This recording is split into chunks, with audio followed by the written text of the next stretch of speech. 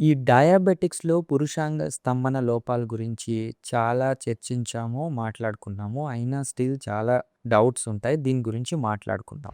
మెయిన్‌గా erectile డిస్‌ఫంక్షన్‌కి cause ఏంటి అంటే డయాబెటిస్.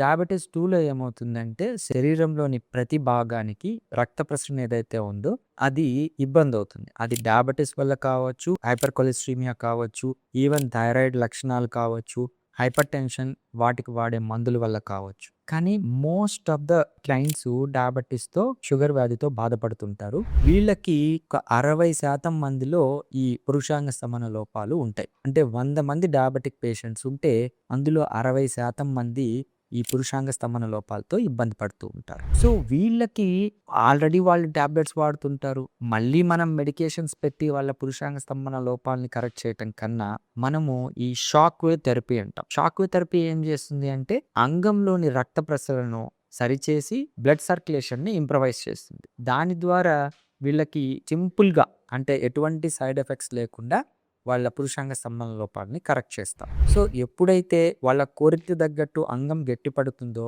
వాళ్ళ సాంసారిక జీవితం ఇంప్రవైజ్ అవుతుంది.